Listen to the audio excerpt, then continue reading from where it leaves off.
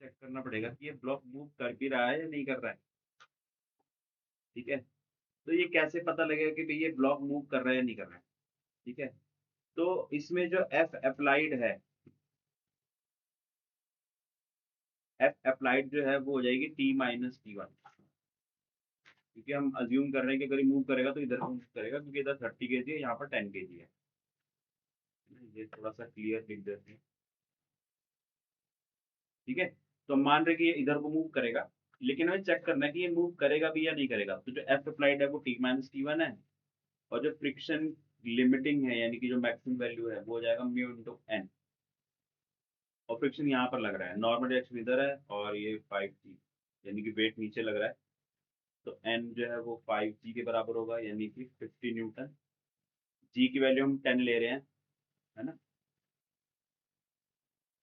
तो जो normal reaction है वो वेट के बराबर आ रहा है, तो फ्रिक्शन की जो लिमिटिंग वैल्यू है दैट इज 0.5 इंटू 50, यानी कि 25 न्यूटन है।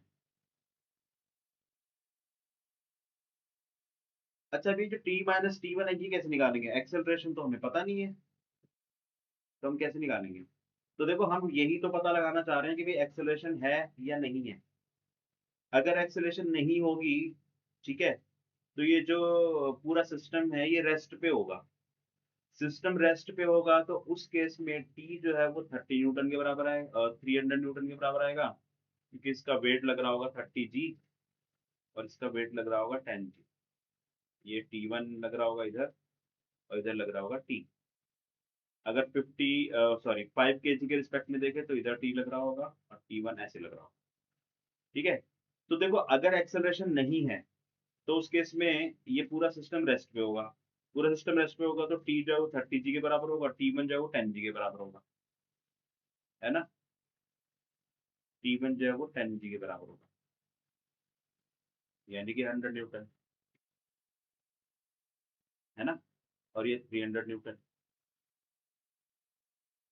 30G और ये 10G।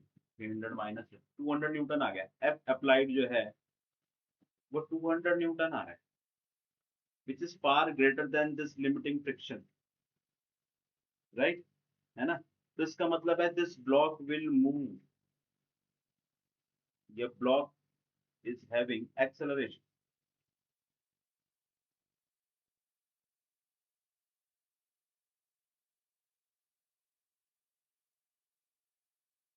ठीक है, ब्लॉक जो है वो रेस्ट पे नहीं है, block is not at rest, ये हमने कंफर्म कर लिया है। ठीक है, देखो ये जो एंट्रेंस एग्जाम्स के क्वेश्चंस है ना, उसमें ये इस टाइप के क्वेश्चन वो लोग बहुत ज्यादा डालते हैं, ट्रिकी क्वेश्चन, कि ऐसे पूरा डायग्राम बना देंगे और पूछ लेंगे एक्सेलरेशन क्या है। फिर उसमें ऑप्शन में ना acceleration A is equal to 0 भी होगा, लेकिन ज्यादातर बच्चे क्या करेंगे, यही वो इक्वेशंस लिख देंगे, एक्सेलरेशन निकाल लेंगे। जबकि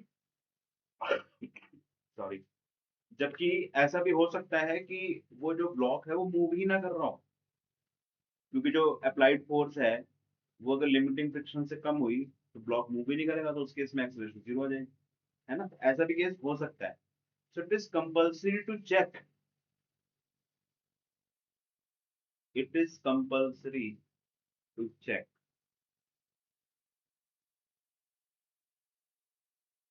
whether block is moving or not। ठीक है,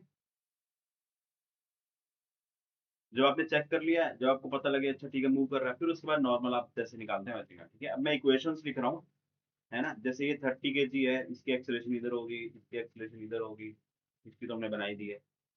तो 30G - T is equal to 30A, and T - T1 is equal to 5A, question number 1, equation number 2।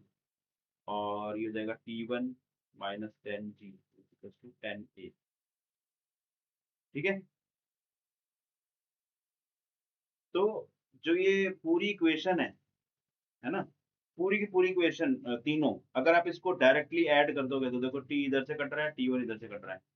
30G - 10G मतलब 20G, यानी कि 200। और इधर आ गया 45a। एक्सेलरेशन आपका आ गया 200/45, यानी कि 5 9 45 और 5 4 40/9। कैलकुलेशन एक बार चेक कर लो, अभी गलत तो नहीं हुई,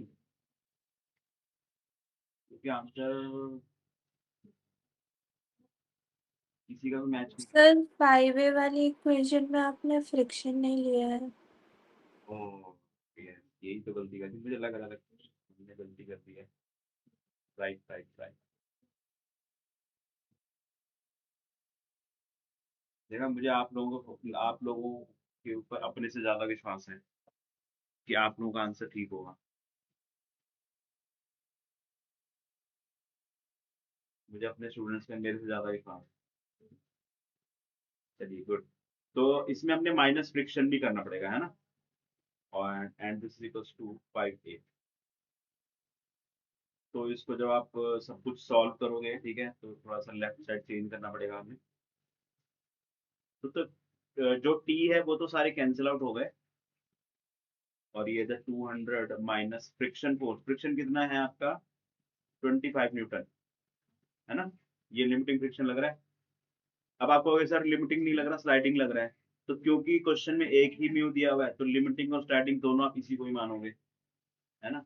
तो 200 माइनस 25 जीरो टू 45 एक्सेलरेशन हो गया आपका 175/45। अब ये कितना आएगा, 5 9 45, 5 3 35/9 आ रहा है। पार्ट का आंसर सी। और ये 3.9, एक मिनट। हाँ, ये भी मेरे ख्याल 3.989 ही तो आ रहा है इसको सॉल्व करके, यस है ना। ठीक है, रूपांशी का भी आंसर सही है, वृद्धि का भी आंसर सही है। ओके वेरी गुड, सबका आंसर सही है। क्या करूंगा मैं इतने इंटेलिजेंट बच्चों को लेके, मुझे समझ नहीं आ रहा है। चलिए ठीक सर है। पता नहीं ऐसा बस पेपर में ही नहीं होता है ना, क्या कर क्या क्या, देखो ऐसी चीजें तो पेपर में नहीं होता है। अच्छा आप ये करो, पेपर में आंसर गलत आ जाता है।